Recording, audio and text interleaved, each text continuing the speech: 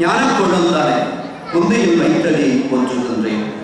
விழிக்கு துணை வருவன மரப்பாதங்கள் நினைவுன்றா ஒழிக்கு துணை முருகாயனும் நாமங்கள் முன்பு செய்த வழிக்கு துணை அவன் பதிலோடும் பயனதை வழிக்கு துணை வழிவேலன் செங்கோடன் மையுறவுமே வெழிக்கியரோடு அபிராம வல்லிக்கு வேதம் சொன்ன வழிக்கே வழிபடச் சொல்லு எமக்க பழி கிடக்க பழிக்கே சுடன்று பாவங்களே செய்து வாழ்நரக குழிக்கே கழுந்தும் கைவதமோடு என்ன கூட்டு இடையே சக்தியாய் சிவமாகி தனிப்பட ஒத்தியாய் உடலை துதி செய்ய சுத்தியாகிய சொற்பொருள் நல்குக சித்தியானை தன் செய்ய பொற்பாடவே திங்களை திருவாளவாயம் மன்னர் திருவிளையாட்டினை அன்பு செய்து கற்போர் சங்கதி பருவநிதி செல்வம் போக்கி தலைவர் மகப்பெறுவர் பகை வெல்வர் மங்கள நன்மனம் பெறுவர் பிடிவந்து எய்தார் வாழ்நாளும் நடிபெறுவர் வாழ்நாளை எய்தி புங்கவராய் அன்புள்ள போகம் மூழ்கி புனிதராய் சிவனடிக்கு நன்றி வாழ்வர். எல்லாம் வல்ல இறைவனுடைய தனிப்பெரும் கருணையால் அவருடைய கற்பகம் வாழ்நாளாகிய அவருடைய சுவாதீஸ்வரர் ஆலயத்தில் ஒவ்வொரு ஞாயிற்றுக்கிழமையும் திருவிளையாடல் புராணத்தை நாம் சிந்தித்து வருகிறோம். இதற்கு காரணமான தமிழக அரசினுடைய நிர்வாக பெருமக்கள் அத்துடைய பேரையும் ஆலயத்துடைய நிர்வாக பெருமக்கள் அத்துடைய பேரையும் இதற்கு உறுதுணையாக இருக்கக்கூடிய நண்பர்கள் இன்னும் நிறைவுரைகளை எடுத்து சொல்லி அதை செம்மைப்படுத்தக்கூடிய ரசிகர்கள் இதை யூடியூப் வழியாக எடுத்து செல்லக்கூடிய திருவாளர் கேஜிஜி செல்வம் அவர்கள் ஆகிய அத்துணை பேருக்கும் வருகின்றிருக்கக்கூடிய சான்றோர் மக்களுக்கும் ஆண்டோர்களுக்கும் மனம் மொழி நீங்களால் நெஞ்சார்ந்த நன்றி கலந்த வணக்கங்களை சொல்லி முதல்ல திருவிளையாடல் புராணத்தை ஆரம்பித்த போது உங்களுக்கெல்லாம் என் நினைவிலே இருக்கும் இந்திரன் பழிநீர்த்த படலம், வெள்ளை யானை சாபம் தீர்த்த படலம், திருநகரம் கண்ட படலம், தடாகை புராட்டியினுடைய திரு அவதார படலம். அங்கதான் மாணிக்க மௌனம் சூட்டியதில் நம்ம பிரார்த்தனையை வச்சோம். இழந்த மௌனம் கிடைக்க பெற வேண்டும் என்பது கிடைத்தது. அடுத்தது திருமண படலம், அடுத்தது திருக்கூத்து வெள்ளியம்பலத்திலே திருக்கூத்தாடிய படலம். அது அற்புதமாக நாம் அதை சிந்தித்தோம். அடுத்தது குண்டோதனுக்கு அன்னமிட்ட படலம். அடுத்த படலம் இங்கே திருமண படலத்தை தொடர்ந்து வெள்ளியம்பலம் திருக்கூத்தாடிய படலம். அதன் பிறகு வையையும் அன்னக்குழியும் வையையும் அழைத்த படலம் 8வது படலம். இந்த படலத்தை படித்தா என்ன சிறப்பு அப்படின்னா திருவிளையாடல் புராணத்தில் 8வது படலம் இது. அன்னக்குழியும் வையையும் அழைத்த படலத்தை படித்தா நம்முடைய முன்ஜென்ம பாவங்கள் தீர்ந்து போகும். அளவுக்கு அதிகமான பசி இருக்கு இல்லையா, அதுக்கு பேர் வறுமைன்னு பேர். அளவுக்கு மிஞ்சிய பசி இருக்கே அதுக்கு பேர் வறுமைன்னு பெயர். அந்த வறுமை நீக்கும். பசி அளவா இருக்கும், அளவு கடந்து இருக்காது, அகோர பசி இருக்காது. பசி இருக்கணும், ஆனா அது அளவா இருக்கும். அந்த நிலையை எட்டக்கூடிய ஒரு படலம் இந்த அன்னக்குழியும் வையையும் அழைத்த படலம். இதுல திருவிளையாடல் புராணத்துல 852வது பாடல். நான் ஏன் பாடல் என்னெல்லாம் சொல்றேன்னா, சில தமிழாசிரியர் பெருமக்கள் இங்கே வருகின்றிருக்கிறார்கள். அவர்கள் நான் இல்லைன்னா கூட அவங்க இந்த பாடலை சொல்றீங்களா அப்படின்னு அவங்க அந்த பாடலுடைய பொருளை அறிவார்கள். அதற்காக இந்த பாடலுடைய எண்ண சொல்றேன். 852வது பாடல். சுருதி நாயகன் தாழ் பத்தி வைத்து வீடு உணர்ந்தவர் பழவினை தொடர்போல் அப்படின்னு ஒரு வழியை சொல்றார். பழைய வினைகள் எல்லாம் எப்படி அரும் என்று சொன்னால், சிவபெருமானை பார்த்த மாத்திரத்தில் பழவினைகள் அருந்து போகும். நீங்க கிராமத்துல போயிட்டு வெள்ளிப்பழம் இருக்கிற இடத்துல போய் பார்த்தீங்கன்னா தெரியும். நாமெல்லாம் இங்கே வெள்ளிப்பழம்னா பார்த்தோம்னா தனியாக பறிச்சு எடுக்கிறோம்னு நினச்சிக்கிட்டு இருப்போம். அப்படி வேண்டாம். வெள்ளிப்பழம் பழுத்துடுச்சு, அது வெடிச்சிடுச்சுன்னா அதோடைய காம்பு இருக்குல்ல, அதுவே தானா கட் பண்ணிக்கும். நாம கட் பண்ண வேண்டாம். முறுக்கி இறுக்கி கத்தியை வச்செல்லாம் கட் பண்ண வேண்டாம், அதுவே விடுபட்டுடும். அது எப்படின்னா, போதுமான சத்து கிடைச்ச உடனே அதன் பிறகு அந்த உள்ளுக்குள்ள இருக்கக்கூடிய உயிரணுக்கள் இருக்குல்ல நிறுத்திக்கிடுவான். இதுக்கு இது போதும், அவ்வளவுதான், வினை முடிஞ்சிடுச்சு அப்படின்னு. அப்போ வெள்ளரிப்பழத்தில் இருக்கக்கூடிய வெள்ளரிப்பழம் எப்படி வேற விட்டு அந்த கொடியை விட்டு விலகுதோ அப்படி தீய வினைகளிலிருந்து நம்மை சிவபெருமானுடைய திருவடி மீட்டு கொண்டு வரும். நாம போய் அறுத்து எடுக்கணும்னு அவசியம் இல்லை. இந்த தீவினையை நான் எப்படியாவது தடுத்து நிறுத்தணும், என்கிட்ட ரொம்ப தீய வினை இருக்கு, அப்படிலாம் செய்யவே முடியாது. நாம செய்யணும்னு போனோம்னா அது இன்னும் கொஞ்சம் நம்மளை நேரடியா வந்து பற்றிக்கும்.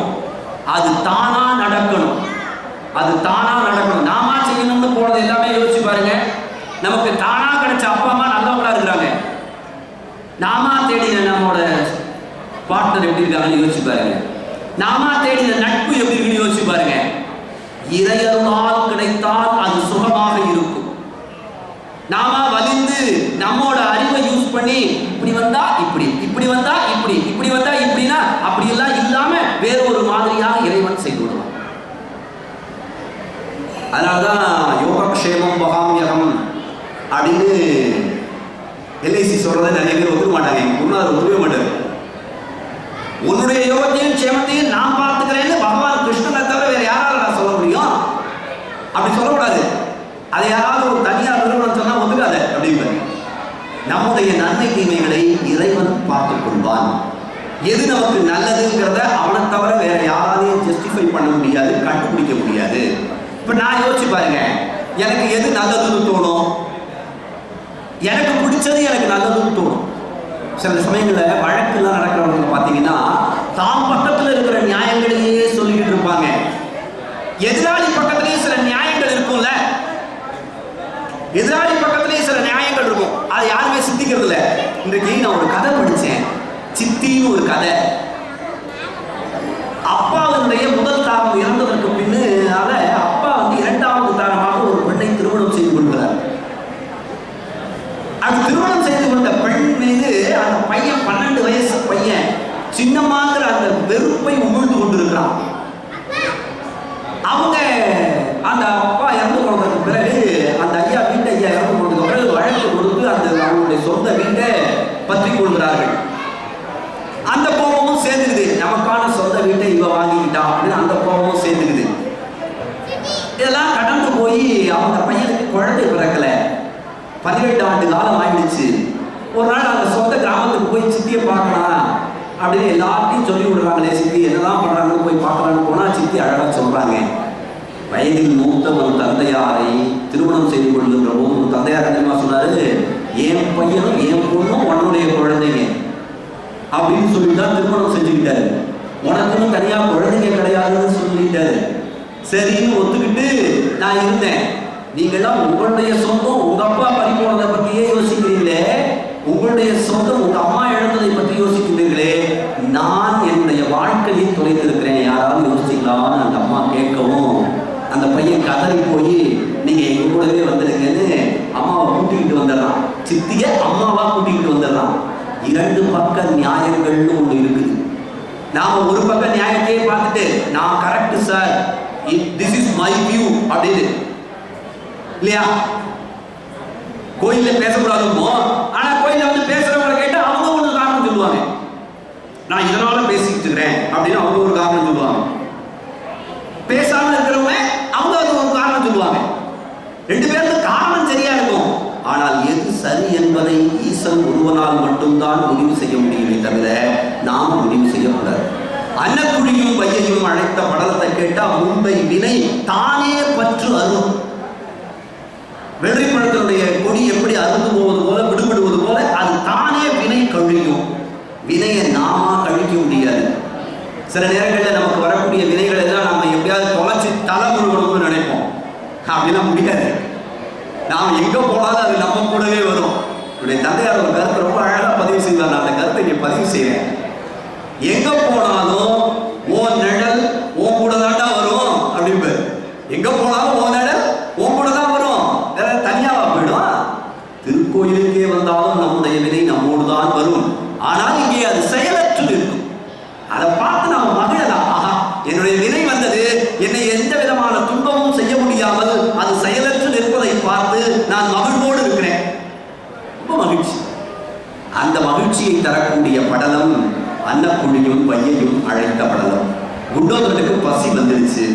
பசி வந்ததுனால அவன் துன்புற்றுறான். அப்படி துன்புறுகிற குண்டோதரனுக்கு வேற எதையும் கொடுத்து மாடலை எல்லாவற்றையும் உண்டு விட்டான். எதை கொடுக்கறதுன்னு தெரியல. கவன மால்விடை ஆடிப்பின் கடிதவள் தென்றல் பவன மாமலை ஆட்டியை பார்த்து உள்ளே நகைத்து. சுவாமி என்ன பண்றாரா, அம்பாவை பார்க்கிறாரா, பார்த்து உள்ளுக்குள்ளால சிரிக்கிறார். நமக்கு சிரிப்பு.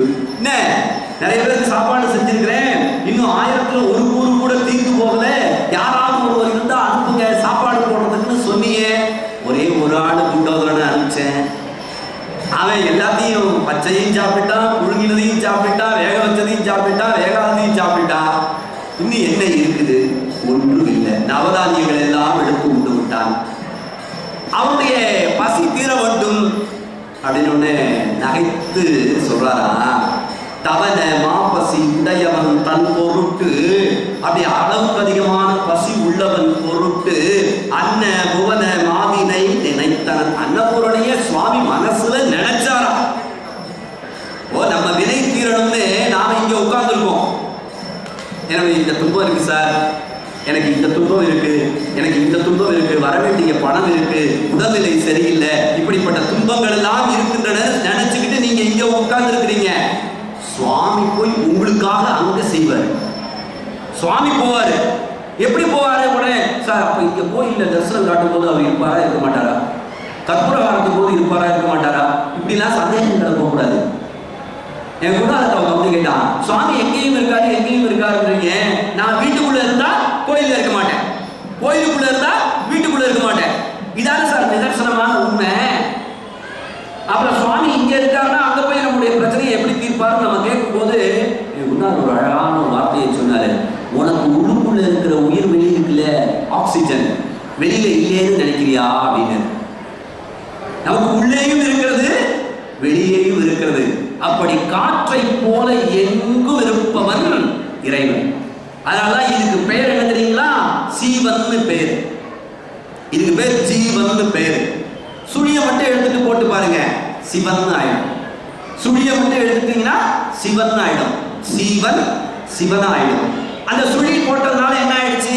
அந்த சுழி தான் நம்முடைய வினை. அந்த சுழி தான் நம்முடைய வினை. அந்த சிவன் தான் இங்கே சீவனாக அமர்ந்து தவன மாபசி உடையவன் தன் பொருட்டு அன்ன புவனவாதினை நினைத்தனன் நினைக்கும் போந்தாள். அன்னபூமியை நினைச்ச உடனே போயிட்டாலும், ஐயா நீங்க அங்க போக சொல்றீங்களா, உடனே போய் செஞ்சிடறேன். நம்ம வீட்டு வேலைக்காரங்க நீங்க ஒரு வேலை சொல்லி பாருங்க. ஏன் நம்ம வீட்டு வேலைக்காரங்க கூட வேண்டாம், குழந்தைகளை சொல்லி பாருங்களேன். இப்பவே செய்யணுமா, இன்னைக்கே செய்யணுமா, நான் போயிட்டு வரச்சே செஞ்சா ஓகேவா? நான் வேற யாரையும் சொல்றேன், என்னையும் சொல்றேன். கீரை வாங்கிட்டு வாடா அப்படின்னு அம்மா சொன்னாங்கன்னா இன்னைக்கே வேணுமா, இப்பவே வேணுமா, கோயிலுக்கு போயிட்டு வரச்சே வாங்கிட்டு வரலாமா? சரி கோயிலுக்கு போயிட்டு வரச்சே தான் வாங்கிட்டு வாங்க. நான் என்னைக்குமே வாங்கிட்டு போனது கிடையாது, மறந்து போயிடும். போகும்போது பாதி தூரம் போனோம்னா அம்மா கீரை வாங்கிட்டு வர சொன்னாங்களே அப்படின்னு ஞாபகத்துக்கு வந்து இல்லத்துக்கு தொலைபேசி வழியா அழைச்சி அம்மா கீரை வாங்கணும், நீ மறந்துட்டேல்ல அப்படியே வந்துடு, நான் வாங்கிட்டேன் அப்படின்பா. நீ மறந்துட்டேல்ல எனக்கு தெரியும். ஏன்னா நீ எங்க நினைவோட உன் சுய புத்தியில இருக்கிற, பல நேரம் நீ உன் சுய புத்தி இல்லாம தானே இருக்கிற. பெத்த பிள்ளைகளுடைய நிலை அம்மாவுக்கு தானே தெரியும். நாம என்ன நிலையில் இருக்கிறோம் என்பதை ஈசனிடத்தில் நீங்கள் சொல்ல வேண்டிய அவசியமே இல்லை. சில பேர்லாம் நான் ரொம்ப கஷ்டத்துல இருக்கிறேன் சார் அப்படின்னு ரொம்ப புலம்புவாங்க. புலம்பவே தேவையில்லை.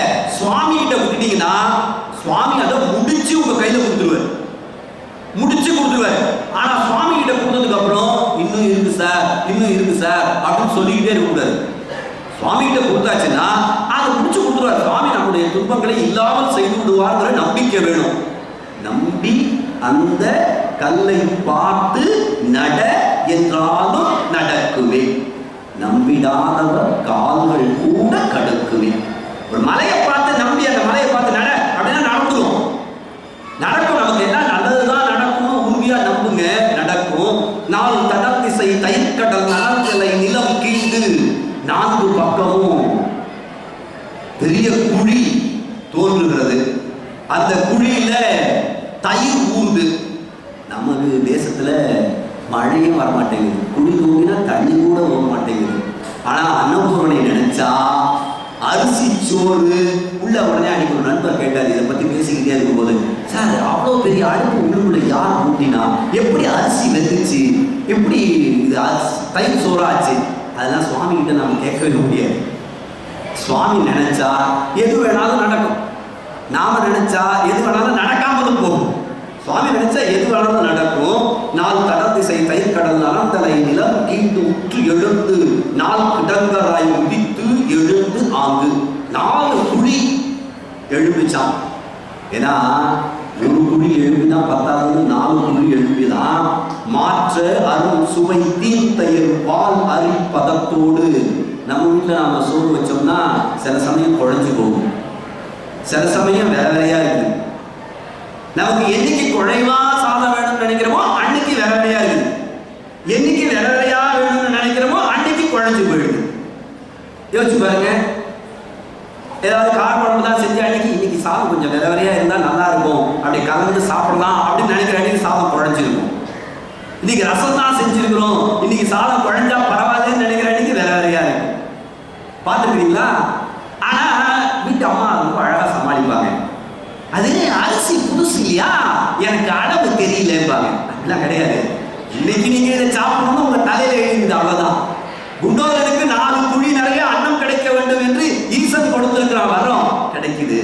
மாற்று சுவை தீர்த்தயிர் வாதரை பதத்தோடு ஏற்று எழுந்தது 4 குழி இடத்திலும் பொங்கி. 4 குழிகளிலும் ஒரே நேரத்துல தயிர் சாதம் பொங்கி எழுந்திருக்குது. இன்னைக்கும் சரி, நிரம்ப பசியில் இருக்கிறவங்களுக்கு உடனடியாக தயிர் சாதம் கொடுத்தீங்கன்னா அந்த பசி அடங்கும்.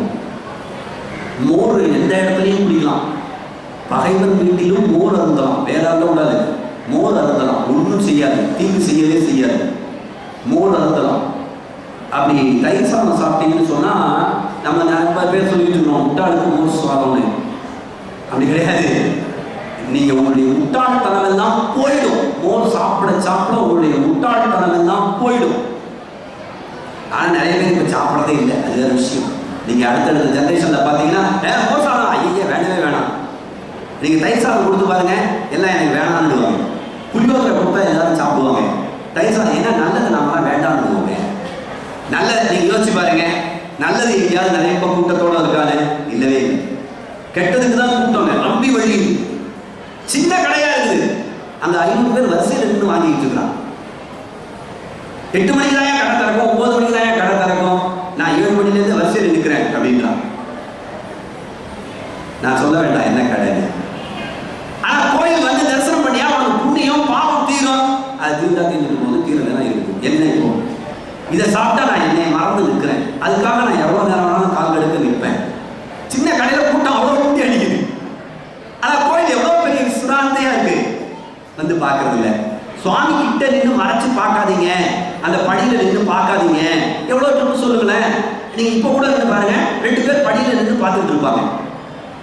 சொல்லியாச்சு, நிறைய ட்ரிப்பு சொல்லியாச்சு, எங்க படியில நின்று பார்க்காதீங்க, மற்றவங்களுடைய பாவத்தை தான் நீங்க வாங்கிக்கிடுவீங்க அப்படின்னு முருகன் கூட ஆமான்னு மரியாதை. ஆனா நம்மளால கேட்கறது இல்லை.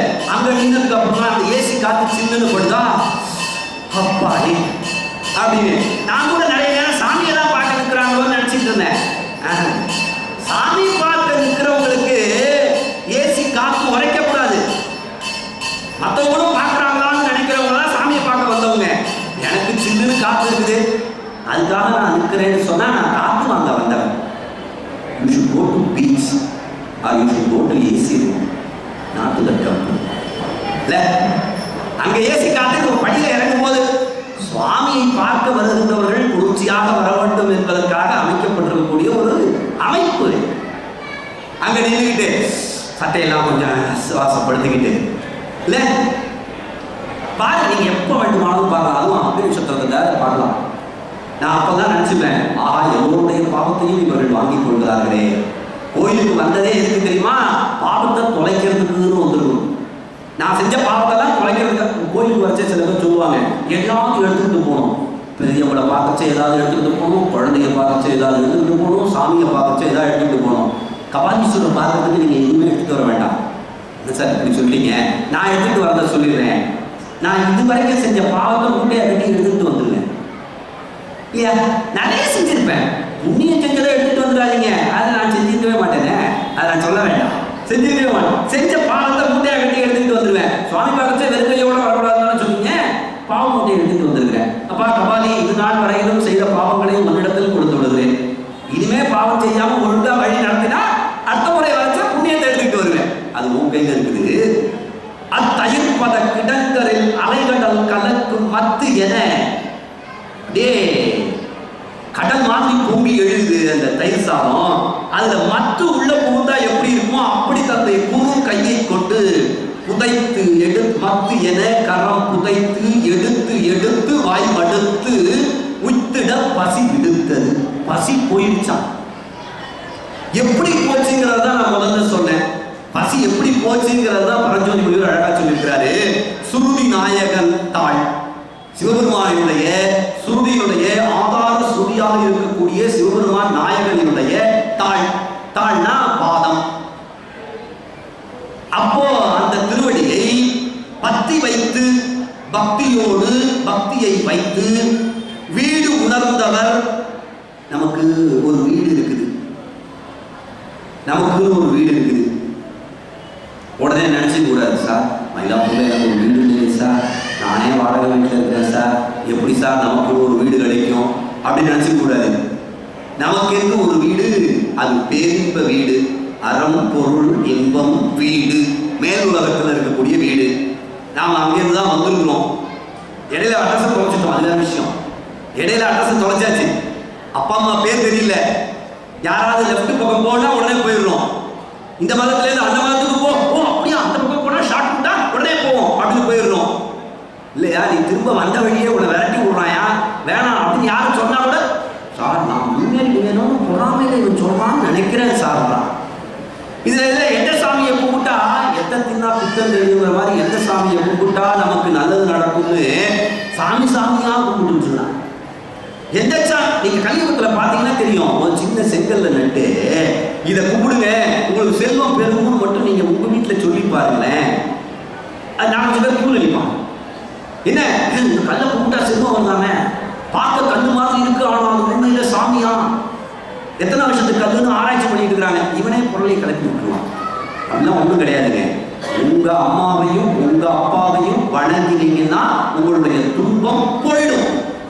உங்க அம்மாவையும் அப்பாவையும் வணங்காம வேற வேற கடவுளை வணங்கினீங்கன்னா எந்த சாமியை வணங்கினாலும் துன்பம் போகாது.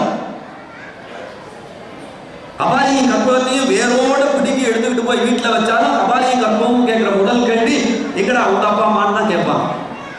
நீங்க எத்தனை படத்தை வேணாலும் மாட்டுங்க, சாமி படத்தையும் மாட்டுங்க, சாமியார் படத்தையும் மாட்டுங்க, அவங்க எல்லாம் வந்த உடனே கேட்கிற முதல் கேள்வி எங்க உங்க அப்பா அம்மா தான். அவங்களுக்கு உங்க இதயத்துல இடம் கொடுத்துருந்தீங்கன்னா உங்க இதயத்துல துன்பத்துக்கு இடமே இல்லை. அவங்களுக்கு இங்க இடம் கொடுக்காம, அவங்களுக்கு உங்க வீட்டுல இடம் கொடுக்காம நீங்க இருந்தீங்கன்னா வேற வழி இல்லை, துன்பப்பட்டு தான் ஆகணும். துன்பப்பட்டு தான் ஆகணும், வேற வழி கிடையாது. அப்புறம் சில பேர் கேட்பாங்க, உங்க அம்மா உங்க கூட தான் இருக்காங்களான்னு. அப்படி கேட்கக்கூடாதுங்க. நான் எனக்கு எத்தனை வயதானாலும், நான் எத்தனை சம்பாதித்தாலும் நான் எங்க அம்மா கூட தான் இருக்கிறேன். ஒடு என்பது யாரோட தெரியுமா வரணும்? உயர்ந்தோர் மாட்டு. என்னோட ஆசிரியர் வந்தாலும் சொல்லக்கூடாது, ஆசிரியரோடு நான் வந்தேன்னு சொல்லணும், சுவாமியோட வந்தேன்னு சொல்லணும். நான் தான் சாமியை தூக்கிட்டு வந்தேன், என்னோட தான் சாமி வந்தாலும் சொல்லக்கூடாது. சுவாமியோட நான் வந்தேன், அம்மாவோட நான் வந்தேன், அம்மாவோட இருக்கேன் அப்படி சொல்லணும். அம்மாவை நான் தான் வச்சுக்கிட்டு இருக்கிறேன், அம்மாவை நான் தான் பார்த்துக்கிட்டு இருக்கிறேன். யார் பார்த்துக்கிறதுக்கு? உன்னை பார்த்து கொண்டதே உங்க அம்மா, நீ யார் அவங்கள பார்த்துக்கிறதுக்கு? உனக்கு ஒரு வாய்ப்பு முடிஞ்சா பார்த்துக்கோ, உனக்கு ஒரு வாய்ப்பு முடிஞ்சா பார்த்துக்கோ, உனக்கு ஒரு வாய்ப்பு கொடுத்துருக்கு, முடிந்தால் வணங்கிக்கொள். தாயையும் தந்தையையும் வணங்காமல் நீங்க எத்தனை கோயில் போனாலும் போய்க்கலாம், பாவம் தீராது. எங்க வேணாலும் போய்க்கலாம், எத்தனை கோயில் போனாலும் போய்க்கலாம். குழந்தைங்க அடுத்த தலைமுறைக்கு இதை சொல்லி கொடுங்க. அதுக்கு வழிகாட்டியா நீங்க உங்க அப்பா அம்மாவை வணங்குங்க. காலையில உங்க அப்பா அம்மா படத்தை வச்சு நீங்க கும்பிட்டீங்கன்னா, ஓஹோ அம்மாவையும் அப்பாவையும் கும்பிடுறது குழந்தைக்கு புரியும். இல்ல யோசிச்சு பாருங்க, சாப்பிடுறது யாராவது சொல்லி கொடுத்தோமா? நான் அப்பா மாதிரி சாப்பிட்றேன்னு குழந்தைங்க உட்காருது இல்லை, அப்பா மாதிரி பிரஷ் பண்ணணும்னு குழந்தைங்க உட்காருது இல்லை, அம்மா மாதிரி இருக்கணும்னு நிறைய பெண் குழந்தைகள் ஆசைப்படுது இல்லை. அதுபோல பெற்றோர்களை போல இருக்க வேண்டும் என்று குழந்தைகள் நடக்கும். அப்ப நாம என்ன பண்ணணும் தெரியுமா? லிவிங் எக்ஸாம்பிளா எக்ஸாம்பிளா இருக்கணும். வாழும் சான்றுகளாக இருந்தால் மட்டும்தான் குழந்தைகள் ஏற்றுக்கொள்ளுமா. அதனால முடிஞ்ச வரைக்கும் உங்க அப்பா அம்மாவை கும்பிடுங்க. படம் இல்லை, அவங்க இல்லை சார், படம் இருந்தால் படத்தை வச்சு கும்பிடுங்க. இன்னிலேருந்து கும்பிட ஆரம்பிச்சிங்கன்னா கூட உங்கள் வீட்டில் நல்ல தகவல்கள்லாம் வர ஆரம்பிச்சிடும். இன்னைக்குலேருந்து கூட ஆரம்பிங்க, இன்னிலேருந்து நல்ல தகவல்கள் வர ஆரம்பிச்சிடும். நீங்களே நினச்சி பார்ப்பீங்க, என்ன எனக்கு இவ்வளோ நல்ல தகவல் வருது, 2015 இவ்வளோ மே மாதத்துக்கு அப்புறம் இவ்வளோ நல்ல விஷயம்லாம் நடக்குது, எனக்கு இது தெரியாமல் போயிடுச்சு அப்படின்னு இருப்பீங்க.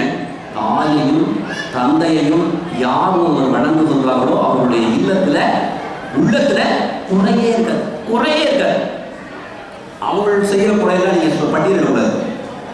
சார் அவங்களுக்கு ஒன்றுமே புரியல சார், அவங்க சொன்ன பேச்சே கேட்க மாட்டேன்றாங்க, ரொம்ப கஷ்டப்படுத்துகிறாங்க, இப்போ இருக்கிற காலம் ட்ரெண்ட் அவங்களுக்கு தெரியல, அதெல்லாம் பேசக்கூடாது.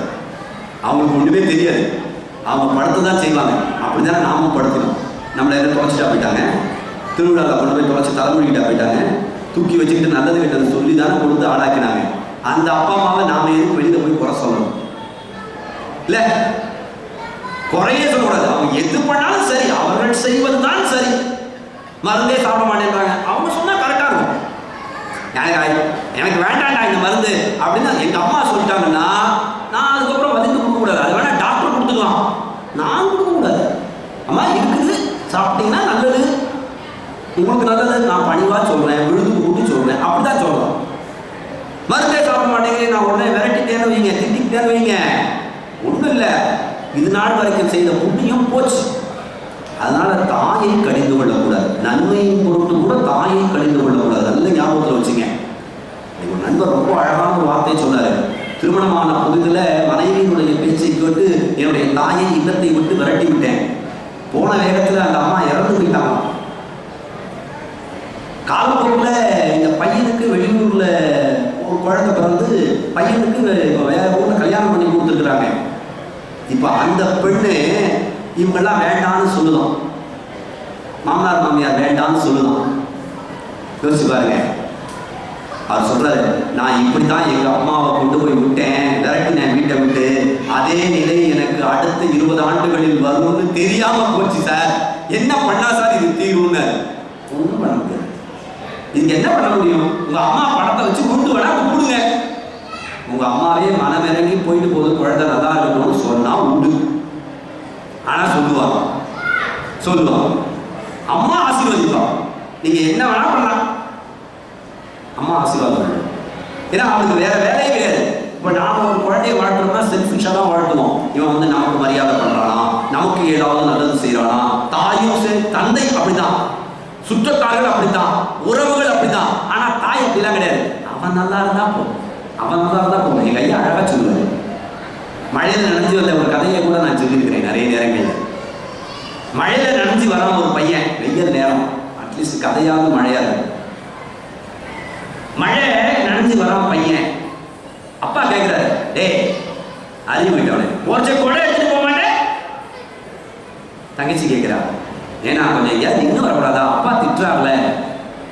பாட்டி கேட்கிறா, இங்க வா, ஏன் இப்படி மழையில நினைச்சிட்டு வர, யாரையாவது ஒருத்தட்ட கொடை ஒன்று வாங்கிட்டு வந்துருக்க கூடாது, கொஞ்ச நேரம் நின்று வந்துருக்க கூடாது, இப்படிலாம் அட்வைஸ் பண்ணிட்டு இருக்கிறாங்க. அம்மா காலி சொல்றாளா, இந்த பாழா போன மழை இவன் வந்ததுக்கு அப்புறம் பெய்யக்கூடாது. மழை இப்ப பாருங்க, மழை அமிர்தமும் வள்ளுவம் பாராட்டுது. ஆனா அம்மா சொல்றா, பையன் நனைஞ்ச உடனே இந்த பாழா போன மழை இவன் வந்ததுக்கு அப்புறம் பெய்யக்கூடாது. அப்படி எல்லா அம்மாவும் நினைச்சா மழை எப்போதான் பெய்யும். ஆனா அம்மாவுடைய எண்ணம் அப்படித்தான் இருக்கும். அம்மாவுடைய எண்ணம் எப்போதும் அப்படிதான், குழந்தைங்க நல்லா இருக்கும், எவ்வளவு தப்பு செஞ்சாலும் மன்னிச்சிருவா. பத்தி வைத்து வீடு உணர்ந்தவர் பழவினை தொடர்போல் பசி தீர்ந்தலாம். உடலுடைய பசி தீர்ந்துடுச்சு. ஆவி அன்னவர் பிரிந்து உரை அணங்கனார் போல காவி நாட்மலர் தாமரை கடிமலர் வாடு வாவி ஓடையும் குளங்களும் வரப்ப வாய் வைத்து கூவம் நீர்நிலை நீர்களும் பசையர் குடித்தார். தண்ணி தாகம் வந்துருச்சு. இதுதான் மிகப்பெரிய தண்ணீர் பந்தல் அமைத்து யாருக்குமே தெரியாது, யார் வச்சிருக்காங்கன்னே தெரியாது. குடம் இருக்கும், டம்ளர் இருக்கும், அடிக்கொடிட்டுங்க, அது சங்கிலியால் பிணைக்கப்படாமல் இருக்கும். கைண்ட்லி அண்டர்லைன் திஸ் வேர்ட், அது சங்கிலியால் பிணைக்கப்படாமல் இருக்கும். இங்கே நீங்க சங்கிலியில பிணைக்காம ஒரு டம்ளரை வச்சீங்கன்னா அடுத்த 20வது நிமிடத்துல அந்த டம்ளர் காணாம போயிடும். எங்க சார் போச்சு தெரியல, எங்க போச்சு? நானே கேட்பேன், எடுத்து என் பையில வச்சுக்கிட்டு.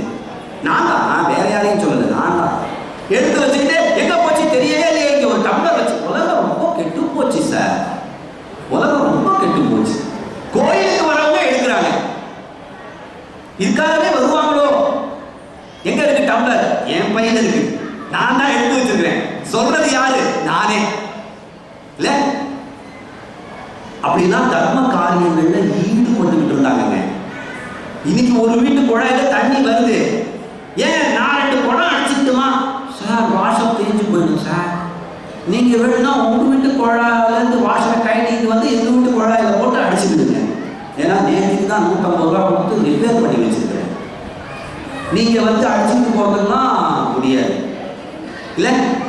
2 குடம் தண்ணி அடிச்சா நாம பண்ண 150 ரூபா வாஷர் தெரிஞ்சு போயிடும்னு நமக்கு அவ்வளவு செல்ஃபிஷ் ஆயிடும். நான் வேற யாரையும் சொல்றேன், என்னையத்தான் சொல்றேன். நான் என்னையத்தான் சொல்றேன். அவ்வளவு கஞ்சத்தனத்தோட இருந்து நான் பணத்தெல்லாம் சேர்த்து வச்சு என் கூட போறச்சே அள்ளியா விட போறாங்க இல்ல. ஒரு வீடு கட்டுறேன், சைனாவில இருந்து கண்ணாடி வர வச்சு வீட்டுக்கு நடுப்புற அழகா பதிச்சு வச்சிருக்கிறேன். இறந்து போயிட்டேன். சுந்தரராமன் ரொம்ப அழகா சைனாவில இருந்து இம்போர்ட் பண்ணி இந்த கண்ணாடியை பதிச்சிருக்கிறாரு. அவர் போறச்சு இதையும் அவரோடையே அனுப்புவாங்களா? அவர் ஞாபகார்த்தமா இங்கேயே இருக்கணும், நாம அனுபவிச்சுக்கணும் இல்ல. யாராவது அனுப்பிடுவாங்களா? எவ்வளவு பாடுபட்டு சேர்த்தாலும் அந்த பணம் நம்மோட வராது. நம்ம பணத்தை நாமே அனுபவிக்கிறதுக்கு ஒரு சீக்ரெட் இருக்கு. அத புண்ணிய காரியங்கள்ல செலவிட்டீங்கன்னா அது உங்களுக்கு அங்க கிடைச்சிடும். எப்படி கிடைக்கும்ன்றீங்களா? அமெரிக்கா போச்சு, இங்கேயே அமெரிக்கன் எம்பசிக்கு போய் இந்தியன் மணியை கொடுத்து அமெரிக்கன் மணியை வாங்கிக்கிட்டு அங்க போனா நல்ல கட்டுப்பாடு இல்லாம பயன்படுத்தலாம். அதுபோல அந்த உலகத்துக்கான அருளை இந்த உலகத்திலேயே புண்ணியத்தை செல்வத்தை செலவழிச்சு புண்ணியத்தை சேர்த்துக்கிட்டு அங்க போனீங்கன்னா தட்டுப்பாடே இல்லாம செலவு பண்ணலாம், தட்டுப்பாடே இல்லாம செலவு பண்ணலாம். அந்த வழியில முட்டோதன் சாப்பிட்டான், 4 குழி அன்னம் எழுந்தது, ஆனா தண்ணி தாகம் எடுக்குது. நான் ரொம்ப என்னன்னு சொல்லியிருக்கிறேன், மீண்டும் ஒரு முறை பதிவு செய்கிறேன். நீங்கள் தண்ணீர் குடிக்கின்ற போது சிவபெருமானுடைய தலையிலிருந்து வரக்கூடிய கங்கையினை பருகுகிறேன்னு நினைச்சுக்கிட்டு குடிச்சீங்கன்னா அது வரைக்கும் செஞ்ச பாவம் தீரும். குளிக்கும் போது கங்கையில குளிக்கிறேன், நம்ம இன்னும் தீபாவளி அன்னைக்கு தான் கங்கா ஸ்நானம் வச்சாலும் கேட்கணும்னு நினைச்சிட்டு இருக்கோம். தினைக்குமே கங்கையில குளிக்கிறதா கற்பனை பண்ணிட்டு குளிக்க கூடாதா என்ன? குளிக்கும் போது தண்ணி இருக்கு, கங்கா தேவியை இப்ப நான் குளிக்கிறேன், என் உடம்பு சுத்தமாவது போல என்னுடைய மனசும் சுத்தமாகணும், நல்ல தூய்மையான எண்ணம் வரணும், மேன்மையான எண்ணம் வரணும், என் வாயில வரதெல்லாம் நல்லதா இருக்கணும். கேட்டுக்கலாம்ல? நாம எத்தனை பேருக்கு நான் என்ன சொல்றேன், நான் எத்தனை பேருக்கு அட்வைஸ் பண்றேன், பேசுறது நல்லா பேசணும், தெளிவா சிந்திக்கணும், ஒழுங்கா சிந்திக்கணும், எல்லாம் சொல்றேன். செய்யறோமா? எல்லாம் தான் பண்ணீங்க, என்ன பண்ணி கிழிச்சிங்கிற மாதிரி இருந்து நாம் அடுத்தவங்களுக்கு சொல்வதையெல்லாம் நமக்கு நாமே செய்து பழக வேண்டும், இனியதை பேச வேண்டும். இந்த தண்ணீரை பருகணும்னு போய் தேடி தேடி பார்க்கறா, எல்லா பக்கத்தில் இருக்கக்கூடிய நீர்நிலைகளிலும் வாயை வைத்து உறிஞ்சுகிறான். அழகான ஒரு வழி போட்டாரு, கூவம் நீர்நிலை நீர்களும் பசையற குடித்தான். அந்த கொஞ்சம் கூட ஈரம் இல்லாம முழுவதும் குடிச்சுட்டான். தாகம் தீர்ந்த பாடில்லை. வறட்சி இருந்தீங்களா? நீங்க வறண்ட நீர் பகுதிகளில் ஒரே ஒரு கப்பு தண்ணீர் ஊட்டிங்கன்னா தெரியும். அதுவும் இந்த மாதிரி அக்னி நட்சத்திரத்துல மேலே எங்கேயாவது செடி கொடிகள் தண்ணீர் இருந்ததுன்னா அந்த தொட்டியில ஒரு சொம்பு தண்ணீரை விட்டு பாருங்க, இல்லை ஒரு டம்ளர் தண்ணீரை விட்டு பாருங்க. நீங்க விட்டுட்டு திரும்பத்துக்குள்ள தண்ணீர் கப்புனு உரிச்சு இருக்கும். ஆஹா இன்னும் கொஞ்சம் விடணும் அப்படின்னு நினைச்சு விடணும். நீங்க அது நிறைய வரைக்கும் விடணும், தண்ணீர் கொஞ்சம் கொஞ்சமா விட்டுக்கிட்டே இருக்கணும். அப்படி செடி கொடிகளுக்கு தண்ணீர் விட்டுக்கிட்டே இருந்தீங்கன்னா உங்க வாழ்க்கை பசுமையா இருக்கும், உங்க வாழ்க்கை பசுமையா இருக்கும். முடிஞ்ச வரைக்கும் அட்லீஸ்ட் உங்க வீட்டு மேல் மாடியிலேயாவது சின்னதா ஒரு தோட்டம் அமைத்துக் கொள்ளுங்கள். கொஞ்சம் போல ஏதாவது செடி கொடிகளை நடுங்கள். ஏதாவது பயிர்கள் செய்யக்கூடியவர்களுக்கு உதவி செய்யுங்கள். விவசாய பெருங்குடி மக்களா அவங்களுக்கு உதவி செய்யுங்க. நண்பர் ஒருவர் யாராவது விவசாயியை பார்த்தா 2 கையும் எடுத்து கும்பிடுவார். நான் நிலம் வச்சுக்கிறேங்க, விவசாயம் பண்றதை பார்த்துட்டு இருக்கேன் அப்படின்னா என் நண்பர் எந்த வேலை செஞ்சுட்டு இருந்தாலும் பரவாயில்ல கையை எடுத்து அப்படியே கும்பிடுவார், தலையை தாழ்த்தி வணங்கி கும்பிடுவார். நான் கேட்டேன், எதுக்காக ஒரு விவசாயின்னு சொல்லாம கும்பிடுறீங்க? அவங்க மட்டும் விவசாயம் பண்ணலைன்னா நம்ம சாப்பாட்டுக்கு என்ன செய்வோம்? யோசிச்சு பாருங்க. அதனால நமக்கு பசி தான் முக்கியம். பசி வேலைக்கு உணவு முக்கியம். தங்கத்தை சாப்பிட முடியாது, காசு பணத்தை சாப்பிட முடியாது. சில்லறை கிடைக்கலையேங்கிறதுக்காக சில்லறையை சேர்த்து சேர்த்து சில பேர் பொட்டலம் கட்டி வச்சுக்கிட்டு இருக்கிறாங்க. சில்லறையை பசிச்சா சாப்பிட முடியுமா? முடியாத. அதனால யாராவது விவசாய பெருமக்களை பார்த்தீர்கள்னு சொன்னா உங்க மனமறிய 2 கைகளையும் குவித்து அவங்களுக்கு ஒரு வணக்கம் தெரிவிங்க. அவர்கள் வணங்கத்தக்கவர்கள். தாகம் தீரல, அணையன் ஆகியும் நீர் நசை ஆற்றலன் எல்லாத்தையும் குடிச்சு பார்த்துதான் தீரல. இது எப்படி இருக்குன்னா, இதை பரஞ்சோதி முனிவர் சொல்லல. நமக்கு அனுபவிக்க அனுபவிக்க எப்படி தெரியுமா ஆகுது? ஒரு பொருளை பற்றி அனுபவிக்க அனுபவிக்க ஆசை அதுலேருந்து விடணும்ல, ஆசை அதுலேருந்து விடணும்ல. அப்படி விடல, இன்னும் இன்னும் வேணும்னு நினைக்கும். இன்னும் இதை இப்படியே நம்மகிட்டயே வச்சுக்க முடியுமா? Shall we keep it again? கேவலம் கப்பு, கேவலம் கப்பு. திரும்ப கிடைக்குமா? நமக்கே கிடைச்சுமா? நீங்க நண்பரோட கேட்கிறார், இன்னைக்கு போய் பேச போறேன், இன்னைக்கு கூட்டமே வராதே. ஏயா இன்னைக்கு ஃபைனல் மேட்ச்.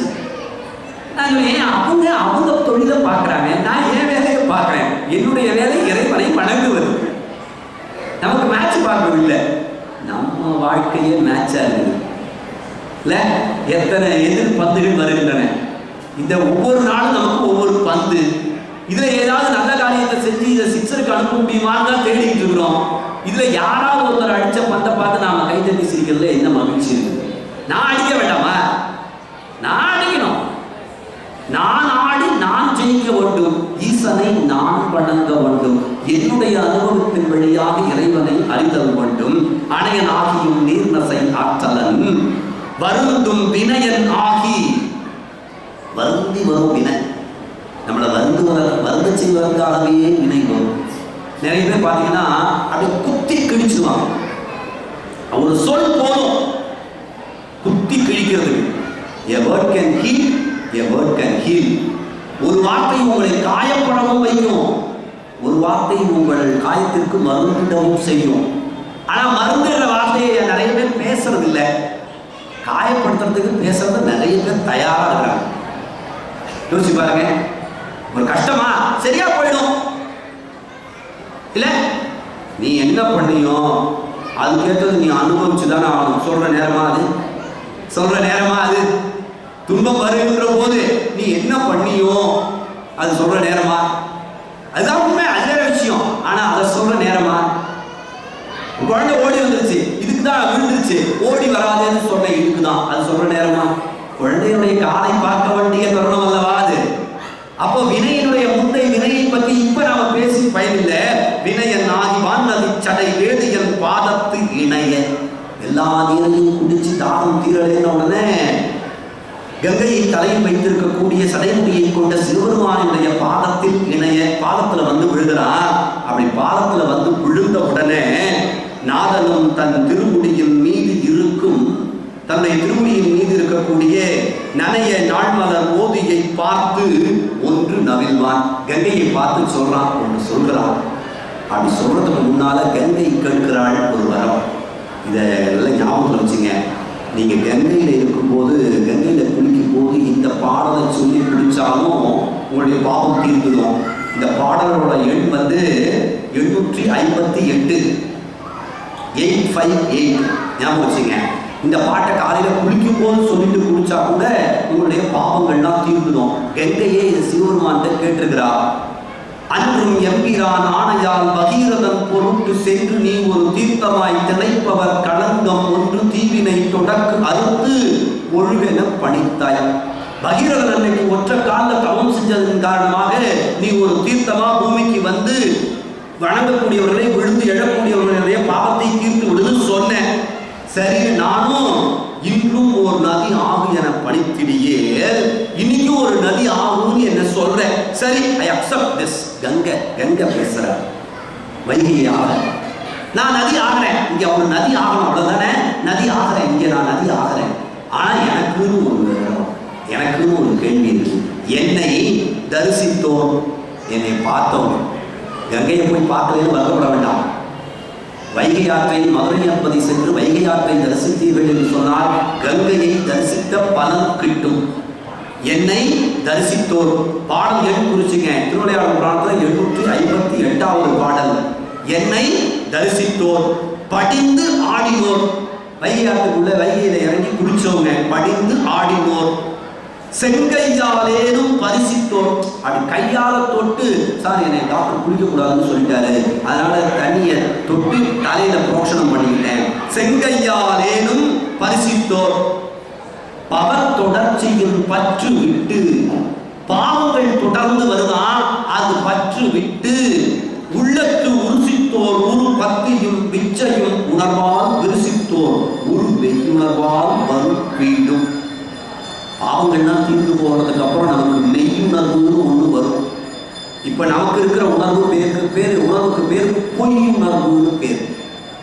நமக்கு இருக்கிற உணர்வுக்கு பேரு பொய் உணர்வுன்னு பேரு. உண்மையான ஒரு உணர்வு வரும், அதற்கு பேர் மெய் உணர்வுன்னு பேரு. உண்மைன்னு ஒன்று இருந்தா பொய்ன்னு ஒன்று இருக்கும். இப்ப மெய்யுணர்வுன்னு ஒன்று வந்துட்டா அதுக்கப்புறம் பொய்யுணர்வுன்னு ஒன்று இருக்கும். இப்ப எது பொய்யுணர்வு எது மெய்யுணர்வுங்கிறத சொல்லிடுறேன்.